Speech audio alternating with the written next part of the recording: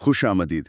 आज हम O Henry की एक बहुत ही खास, बहुत मशहूर कहानी द लास्ट लीफ पर गहरी नजर डाल रहे हैं। जी, ये कहानी वाकई दिल को छूती है और ओ हेनरी का जो अंदाज है ना, वो इंसानी जज्बात और आखिर में वो ट्विस्ट, वो इसमें खूब नजर आता है। बिल्कुल।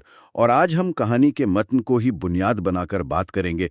मकसद ये है कि इसमें जो छुपे हुए पहलू हैं, जैसे उम्मीद, कुर्बानी और फन का असल मतलब क्या है, उनको समझा जाए। सही। कहानी हमें ले जाती है न्यूयॉर्क के ग्रीनविच विलेज। ये 20वीं सदी की शुरुआत की बात है।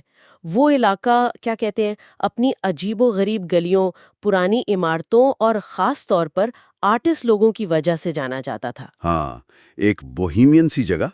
और वहीं हमारी कहानी की दो हीरोइन सू और जॉन्सी रहती हैं।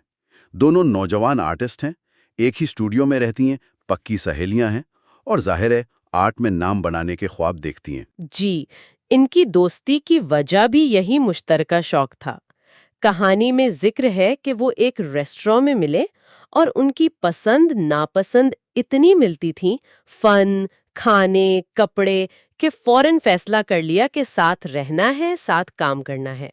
अच्छा, लेकिन फिर कहानी में एक मुश्किल मोड़ आता है। नवंबर का महीना है, सर्दी बढ़ रही है और एक बीमारी जिसे ओ हेनरी ने बड़े दिलचस्प अंदाज में सर्द नादीदा अजनबी कहा है। निमोनिया। हाँ, निमोनिया वो इलाके में फैल जाता है। और बदकिस्मती से जॉन्सी उसका शिकार हो जाती है।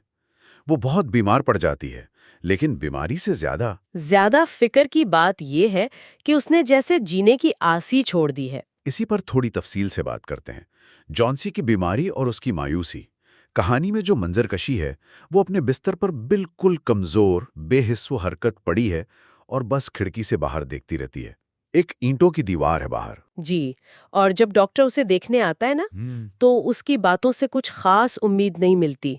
वो सू को अलग ले जाकर कहता है कि भाई, इसके बचने का चांस वो तो 10 में से सिर्फ एक है, मतलब बहुत ही कम। 10 में से एक। और डॉक्टर ये भी कहता है, जो बहुत अहम नुक्ता है, कि एक चांस भी तब है अगर जॉन्सी खुद जीना चाहे। बिल्कुल। उसका वो जुमला, जब मेरा मरीज अपनी जनाजे की गाड़ियां गिनना शुरू कर देता है, तो मैं दवाओं की ताकत आधी कर देता हूँ। इससे पता चलता है कि जहन की हालत, उम्मीद कितनी जरूरी है सेहतयाबी के लिए। सही। डॉक्टर पूछता भी है कि कहीं कोई और बात तो नहीं, कोई परेशानी, कोई मोहब्बत का मामला। मगर सू कहती है नहीं, ऐसी कोई बात नहीं। सू ये जरूर बताती है कि जॉन्सी का एक बड़ा अरमान था। वो इटली जाकर नेपल्स की खलीज, बे ऑफ नेपल्स की तस्वीर बनाना चाहती थी। मगर डॉक्टर को ये बात यूं समझें कि गैर जरूरी लगती है। तो सू बेचारी बहुत परेशान है, लेकिन हिम्मत नहीं हारती। वो अपना ड्राइंग बोर्ड जॉन्सी के कमरे में ही ले आती है, ताकि काम भी करती रहे और दोस्त पर नजर भी रखे। और वहीं फिर वो चीज सामने आती है, वो बेल। जॉन्सी खिड़की से बाहर देखते हुए बहुत आहिस्ता आवाज में उल्टी गिनती गिन रही होती है। 12, 11, 10। सू पहले तो समझ ही नहीं पाती कि ये क्या गिन रही है। जी, वो पूछती है, तो जॉन्सी इशारा करती है बाहर की तरफ। सामने वाली ईंटों की दीवार पर एक पुरानी आईवी की बेल चढ़ी हुई है। खज़ां का मौसम है, तो बेल तकरीबन खाली हो चुकी है, बस कुछ पत्ते रह गए हैं। और वो बेल भी कहानी बताती है, काफी कमजोर और पुरानी है। बिल्कुल। जॉन्सी उन्हीं गिरते हुए पत्तों को गिन रही है और वो सू को बताती है कि जब आखिरी पत्ता गिरेगा तो वो भी मर जाएगी। ये कितना मतलब अजीब और मायूस कुन ख्याल है। जी, वो कहती है, मुझे ये 3 दिन से पता है, डॉक्टर ने नहीं बताया तुम्हें। सू फौरन कहती है कि ये क्या पागलपन है। उसे तसल्ली देने की कोशिश करती है। वो डॉक्टर की बात दोहराती है कि 10 में से एक का चांस है, जो न्यूयॉर्क में तो काफी अच्छा समझा जाता है। उसे शोरबा पीने को कहती है। लेकिन जॉन्सी पर कोई असर नहीं होता। वो आंखें बंद कर लेती है, कहती है नहीं, मुझे शोरबा नहीं पीना, बस थोड़े से पत्ते रह गए हैं, मैं उन्हें गिरता देखना चाहती हूँ। मैं इंतजार करके थक गई हूँ, सोच सोच कर थक गई हूँ। मैं बस हर चीज से अपनी पकड़ ढीली करना चाहती हूँ और नीचे गिरना चाहती हूँ, बिल्कुल उन बेचारे थके हुए पत्तों की तरह। ये तो बहुत गहरी मायूसी है। सू की समझ में नहीं आता कि क्या करे। फिर उसे एक आइडिया आता है। वो कहती है कि उसे नीचे जाना है, बूढ़े पेंटर बहरमान को बुलाने। अच्छा, बहरमान। हाँ, वो उसे अपनी एक पेंटिंग के लिए मॉडल बनाना चाहती है, एक बूढ़े कानकुन के तौर पर। तो ये बहरमान साहब कौन है? इनका किरदार भी बड़ा दिलचस्प है। जी, बहरमान उसी बिल्डिंग में नीचे रहते हैं। 60 साल से ज्यादा उम्र है, पेंटर हैं, लेकिन कहानी उन्हें एक तरह से नाकाम आर्टिस्ट बताती है। 40 साल से एक शाहकार, एक मास्टरपीस बनाने का ख्वाब देख रहे हैं, मगर वो हम्म। अभी तक बना नहीं सके। तो वो छोटे-मोटे काम करके या दूसरों के लिए मॉडल बनकर गुजारा करते हैं। उनका हुलिया भी बड़ा शाहाना बयान किया गया है। माइकल एंजेलो के मूसा जैसी दाढ़ी, थोड़े शराब पीने के आदी हैं, दूसरों पर तंज भी करते हैं, मगर दिल से सू और जॉन्सी के हमदर्द हैं। खुद को उनका मुहाफिज समझते हैं। ओ हेनरी ने उन्हें खास निगरान कुत्ता कहा है। तो सू नीचे जाती है। बहरमन अपने मध्यम रोशनी वाले स्टूडियो में बैठे हैं जहां जूनिपर बेरीज की बू है। सू उन्हें जॉन्सी की हालत बताती है और उसके वहम के बारे में भी कि वो आखिरी पत्ते के गिरने से मर जाएगी। बेरमन का पहला रिएक्शन तो बिल्कुल वैसे ही है जैसा तवक्को थी, सख्त, गुस्से वाला। वो अपनी जर्मन लहजे वाली अंग्रेजी में चिल्लाते हैं, क्या क्या दुनिया में ऐसे बेवकूफ लोग भी हैं जो बेल के पत्ते गिरने से मर जाएं? मैंने तो कभी नहीं सुना। तुम ऐसी फजूल बात इसके दिमाग में आने ही क्यों देती हो? लेकिन उस गुस्से के पीछे ना फिक्र छुपी हुई है। वो फौरन ही कहते हैं, वो बेचारी छोटी मिस जॉन्सी। तो असल में वो गुस्सा नहीं, परेशानी है। बिल्कुल, अंदर से नरम दिल हैं। और थोड़ी बहस के बाद वो मॉडल बनने को मान जाते हैं। कहते हैं, कौन कहता है मैं पोज नहीं करूंगा? चलो मैं आता हूं। आधे घंटे से यही तो कह रहा हूं। खुदा की कसम, ये कोई जगह है बीमार पड़ने की? मिस जॉन्सी जैसी अच्छी लड़की के लिए? एक दिन में शाहकार बनाऊंगा और हम सब यहां से चले जाएंगे, खुदा की कसम। हाँ। और देखें, वो फिर अपने शाहकार का जिक्र करते हैं। ये उनकी जिंदगी की धुन है। शायद उस मुश्किल वक्त में भी उनके जहन में वही चल रहा है, हालांकि उन्हें खुद नहीं पता कि वो शाहकार क्या होगा। तो वो दोनों ऊपर आते हैं। जॉन्सी सो रही होती है। सू खिड़की पर पर्दा गिरा देती है, बहरमन को दूसरी कमरे में ले जाती है। वहां वो खिड़की से डरते डरते बाहर देखते हैं। आइवी बेल पर नजर डालते हैं। बाहर मौसम बहुत खराब है, तेज बारिश, बर्फानी हवा। फिर बहरमन एक उल्टी रखी केतली पर बैठकर पोज देने लगते हैं। रात भर तूफान चलता रहता है, बारिश, तेज हवाएं। अगली सुबह जॉन्सी जागती है और कमजोर सी आवाज में कहती है, पर्दा हटाओ। सू का दिल तो धक धक कर रहा होगा, लेकिन वो हुक्म मानती है, पर्दा हटाती है। और हैरत, इतने शदीद तूफान के बाद भी दीवार पर आइवी का एक पत्ता अब भी मौजूद है। कहानी उस पत्ते को बयान करती है। बेल पर आखिरी पत्ता था, तने के पास से गहरा सब्ज, लेकिन किनारे जर्दी माइल, खजां की निशानी। वो जमीन से कोई 20 फुट ऊपर एक शाख से बहादुरी से लटका हुआ था। जॉन्सी उसे देखती रहती है, कहती है, ये आखिरी है। मुझे लगा था रात में गिर गया होगा, हवा की आवाज सुनी थी। आज गिर जाएगा और मैं भी मर जाऊंगी। मतलब मायूसी अभी पूरी तरह गई नहीं। मगर वो दिन गुजर जाता है, शाम हो जाती है, पत्ता वहीं रहता है। अगली रात फिर तूफान आता है। और अगली सुबह जॉन्सी फिर कहती है, पर्दा हटाओ। सू हिम्मत करके पर्दा उठाती है, पत्ता वहीं है। और ये है टर्निंग पॉइंट। इस एक पत्ते को जो हर तूफान का मुकाबला करके वहीं टिका हुआ है, 2 दिन तक मुसलसल देखकर जॉन्सी की सोच बदल जाती है। वो सू को बुलाती है। वो कहती है, मैं बुरी लड़की रही हूं सू।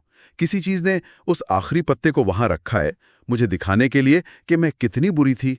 मरने की ख्वाहिश करना गुनाह है। ये बहुत बड़ी बात है। जी, ये एक नफ्सियाती तब्दीली है। वही पत्ता जो मौत की अलामत था, अब जिंदगी की, हिम्मत की अलामत बन गया है। उसे एहसास होता है कि उसका मायूस होना गलत था। बिल्कुल। अब वो जीना चाहती है।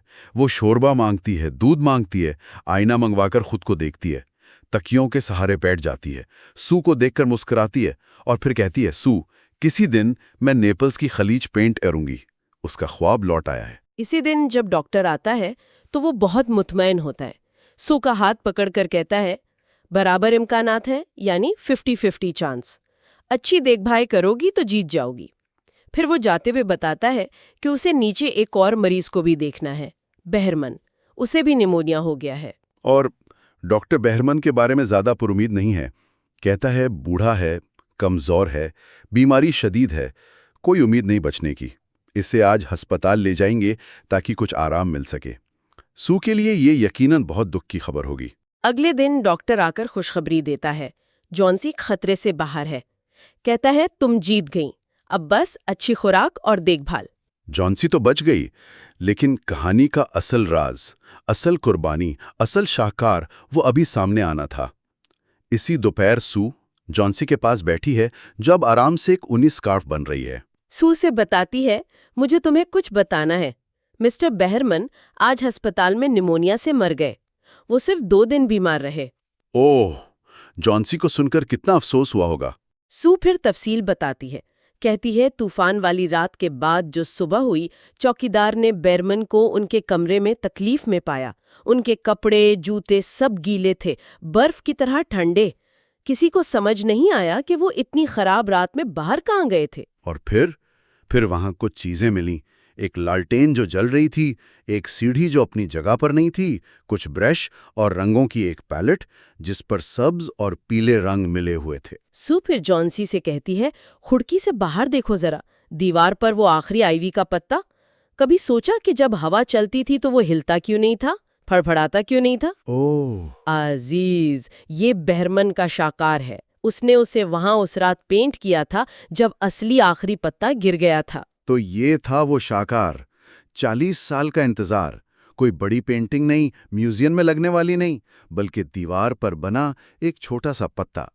एक ऐसा आर्टवर्क जिसका मकसद सिर्फ एक था, किसी की जान बचाना, और उसने ये अपनी जान देकर बनाया। जी, अगर हम कहानी के अहम नुकात को देखें, ग्रीनविच विलेज का माहौल, जॉन्सी की बीमारी, उसका वहम, आइवी के पत्ते की वो अलामती अहमियत जो बदलती रहती है, पहले मौत फिर उम्मीद, सू की दोस्ती, उसकी हिम्मत, और सबसे बढ़कर बेहमन की वो खामोश कुर्बानी और उसका वो अनोखा शाहकार। अगर हम इस कहानी के पैगाम पर गौर करें तो सबसे पहले तो कुर्बानी का तस्वर है।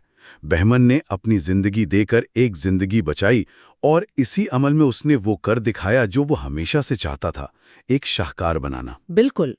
और उम्मीद, उम्मीद की ताकत कितनी ज्यादा है।